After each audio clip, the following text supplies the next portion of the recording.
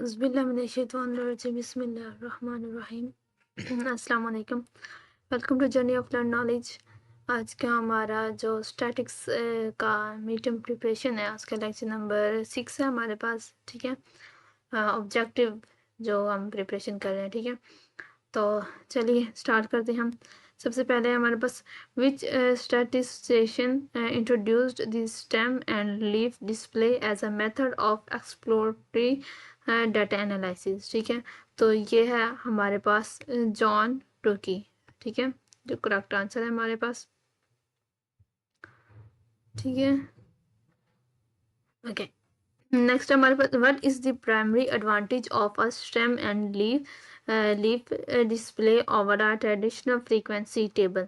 तो ये सी है हमारे पास। It retains the identity of the individual observation while showing the shape of the distribution. Next हमारे पास in a stem and leaf display the stem and leaf and determined by. तो ये हमारे पास है stem represents the leading digit used for sorting and leaf represents the trailing or last digit. ठीक है, next हमारे पास are measure of central tendency is defined as a single representative value around which the observation tend to। तो ये हमारे पास है cluster. उसके बाद है measure of central tendency are also known as measure of location or measures of position। तो ये ट्रू है हमारे पास। ठीक है, the mode of a data set is defined as the value that occurs most frequently with the highest frequency in the data set. Which statement is a key characteristic of the mode? तो ये हमारे पास it is not affected at extreme value outliers। ठीक है, उसके बाद है हमारे पास if एक सेकेंड जी, for which type of data is the mode the only appropriate measure of central tendency। तो ये हमारे पास नॉमिनल है, qualitative data। ठीक है, if a store manager wants to know the most popular shoe size sold, which measure of central tendency should be used। अच्छा ये शू है। ठीक है, अच्छा तो ये हमारे पास है मोड। ठीक है, in the formula used to calculate the mode for group data, which term represents the frequency of the class presenting the model class। ठीक है, तो ये हमारे पास है F1 और Fi-1। ठीक है, नेक्स्ट है लेक्चर नंबर 7 हमारे पास अरिथमेटिक मीन।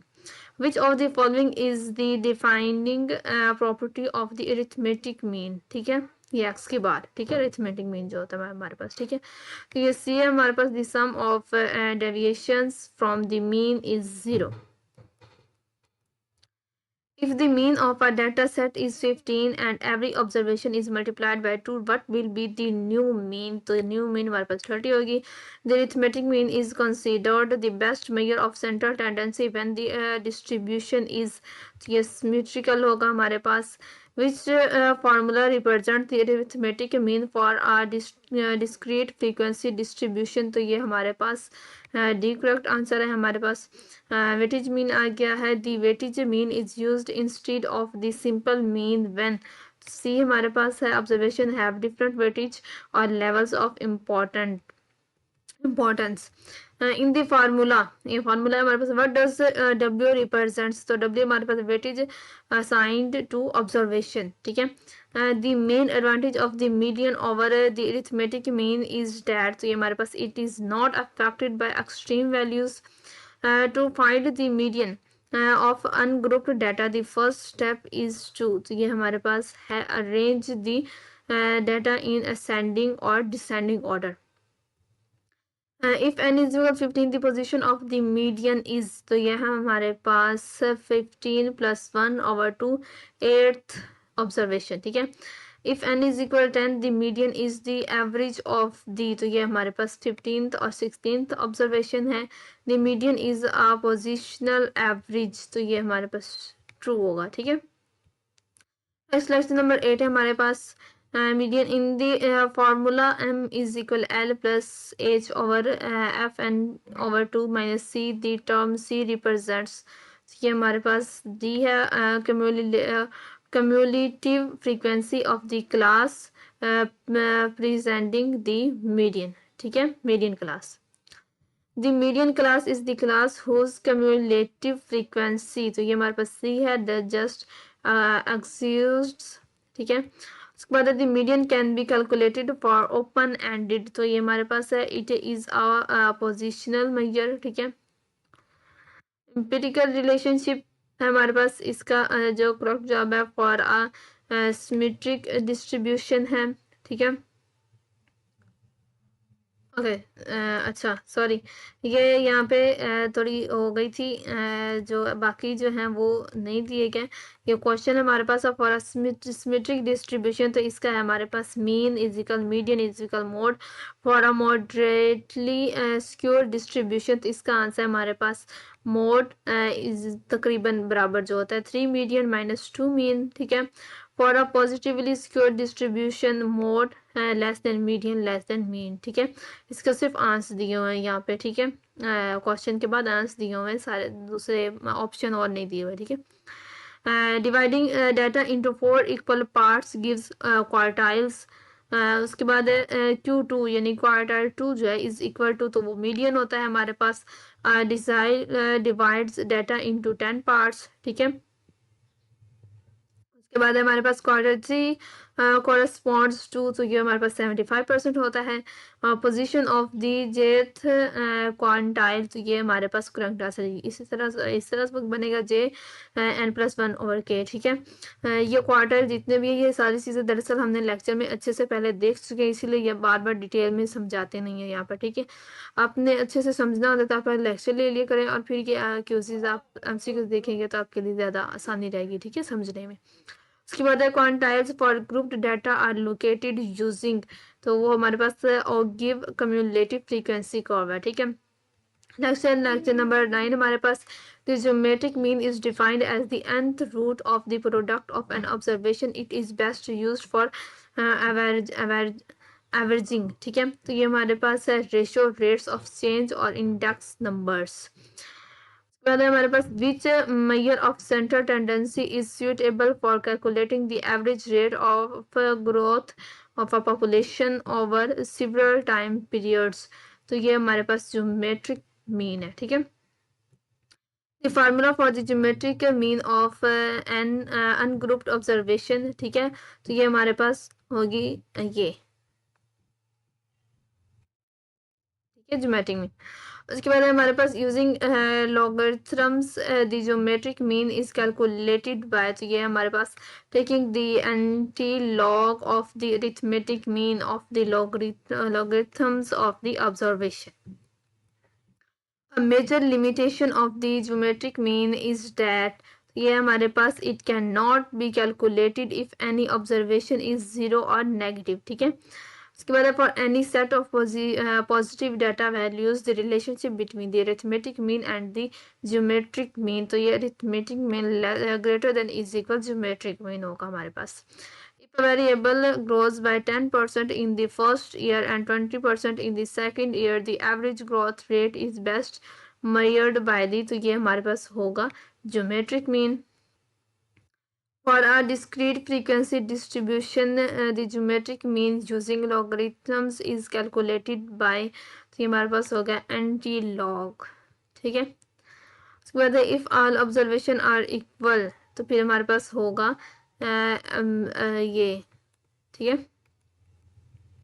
उसके बाद है हमारे पास compared to the arithmetic mean, the geometric mean gives less weightage to values and more weightage to values. ठीक है, तो ये हमारे पास होगा लार्ज और उसके बाद स्मॉल. ठीक है, नेक्स्ट लेक्चर नंबर 10 हमारे पास the harmonic mean is the reciprocal of the arithmetic mean of the reciprocals of the observations.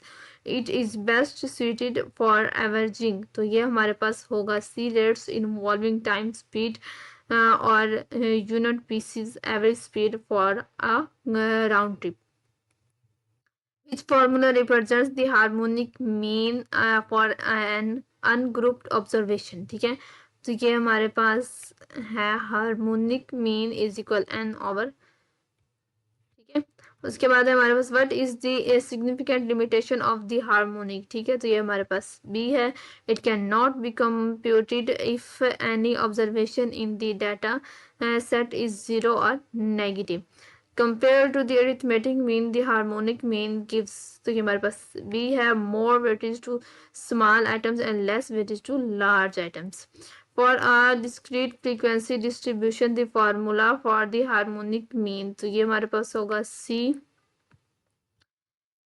For any set of positive non-identical data values, the relationship between the three means is, तो ये हमारे पास arithmetic mean, geometric mean, greater than geometric mean और greater than harmonic mean. If all observation in a data set are identical, तो ये हमारे पास is equal के बराबर आ जाएंगे. Which of the following relationship is correct? तो ये हमारे पास होगा geometric mean square is equal arithmetic mean multiplied harmonic mean. Measures of central tendency indicates where the data is located but fail into describe. तो ये हमारे पास होगा the spread और variability of the observation, ठीक है। उसके बाद है हमारे पास what is the term used in statistics to describe the degree to which data values are spread out around the average, ये हमारे पास dispersion और variation है। Which of the following is not a measure of dispersion, तो ये हमारे पास median है। A small value of a measure of dispersion indicates, तो ये हमारे पास the data is closely clustered around the average, ठीक है, ये इसका करेक्ट आंसर, ठीक है। तो ये हमारे 10 तक 6 to 10 तक जो लेक्चर थे वो हमारे कंप्लीट हो चुके ऑब्जेक्टिव के लिहाज से, ठीक है। नेक्स्ट हम 11 to 15 इंशाल्लाह करेंगे, ठीक है। तो चैनल को सब्सक्राइब लाजमी कर लीजिए, वीडियो को लाइक भी कीजिए, शेयर भी कीजिए और दुआ में याद रखिए। अल्लाह हाफिज़।